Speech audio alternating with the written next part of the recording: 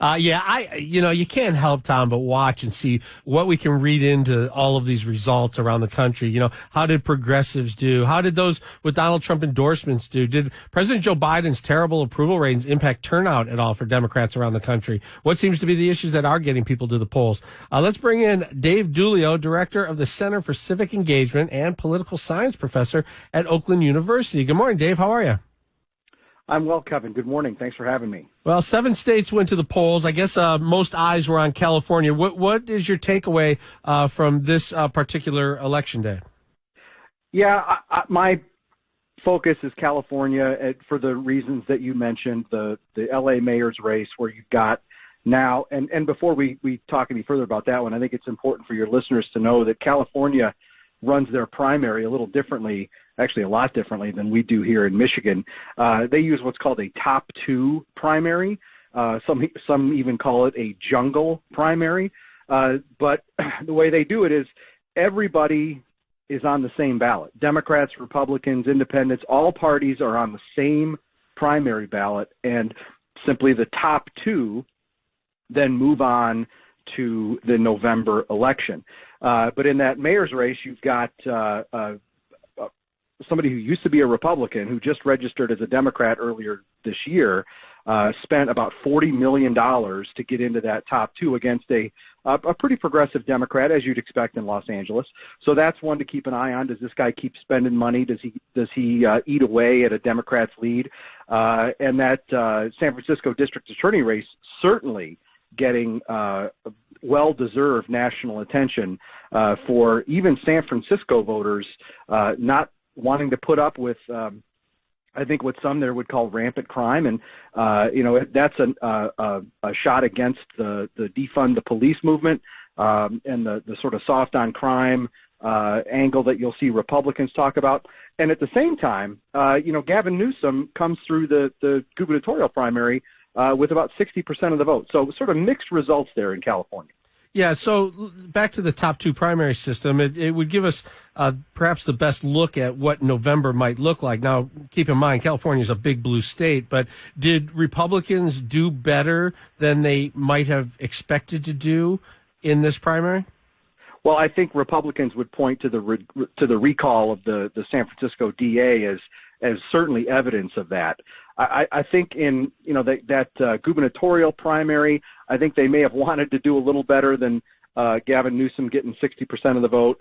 And like I said, the other Karen Bass is the progressive Democrat in that L.A. mayor's race. The Republican there, or the guy who used to be a Republican, he did probably better than most, but how much of that is spending versus how much of that is really connecting with voters? Yeah, what do you think about this guy, Rick Caruso, who is, like you said, now a Democrat versus a progressive Karen Bass? You look at their numbers right now, they seem to sit pretty evenly with each other, and that would be a significant switch, I think, in Los Angeles because of its more left progressive leaning. But with a guy that's touting law and order, this Rick Caruso, who again is now a Democrat, is that something that's now gaining more sentiment, more consideration from people in Los Angeles? Well, I think there's no other conclusion to draw than that one. I think it's, let's put it this way, a guy like Caruso probably wouldn't have done as well as he did yesterday in the last, a number of decades, right? I mean, and I think you can point to that San Francisco DA's race, maybe of a turning tide sort of on this law and order issue, and maybe folks are out there just fed up with it. You wrote an interesting article in the Detroit News. Biden's low ratings, it could bring, this red wave to the midterms, which we typically see. But you cited some very interesting examples of how this year, 2022, could be worse than what we saw in 1994, in 2010, and in 2018 because of Joe Biden's significantly worse approval ratings, but also what we're seeing in the economy and the inflation that continues and these high crime rates. All of this coming together, this perfect storm to kind of be pretty concerning scenario for Democrats.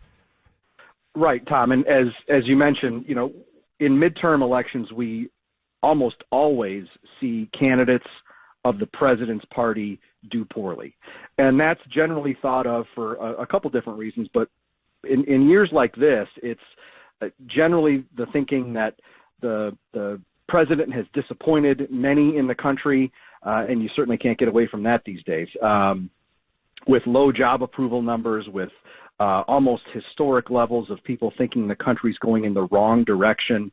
And while the president's not on the ballot, candidates of his party are, and since the president's not on the ballot, the public can't take out their frustration on him, so they take it out on candidates of his party. And my point in that piece was that, I think there's a great deal of evidence to say that this is the worst political environment for the president's party in a midterm ever.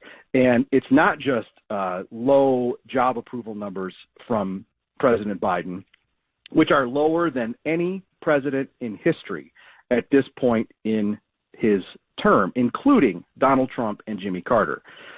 We've got, as you mentioned, historic levels of inflation, historic high gas prices, and even, it's almost like a death by a thousand cuts for the White House, where they seem flat-footed on issues like the baby formula shortage, right? So it's just one thing after another. Now, all of this is setting up for Republicans to have a really good year, but the question is, can they take advantage of it in November?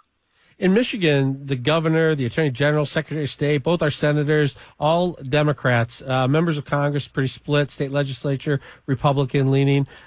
Do you think Biden's low ratings will have any kind of red wave in Michigan? Well, that all depends on, in large part, who comes out of these primaries. In our August primary, right, when we have many of the candidates already decided for, say, Attorney General, Secretary of State, et cetera. But, who emerges, what candidates emerge in what districts? As you guys know, Michigan's a very different state depending on where you're at geographically, right? A one kind of candidate who runs, say, in Macomb County could have success, while over here in Oakland County, they might not have as much. Or somebody who runs in Kent County versus, say, up north in Grand Traverse County, right? Those are all very different places politically, and it's up to the voters in the primaries to select candidates that will go forward to the general election, obviously. And if they choose candidates in those primaries that are good fits, well, those candidates will have a good chance come November. Well, it's insightful. It's very interesting, too. We had this late primary in the state to see what happens in the turnaround, that short turnaround to a general election in November. Interesting piece. It came out yesterday in the Detroit News. The author of that, and our guest right now, Dave Dulio, director of the Center for Civic Engagement and political science professor at Oakland University. Great to talk with you again, Dave. Thank you. Thanks, guys. Have a good day. You too. More to come. 800-859-0957, 800-859-0WJR.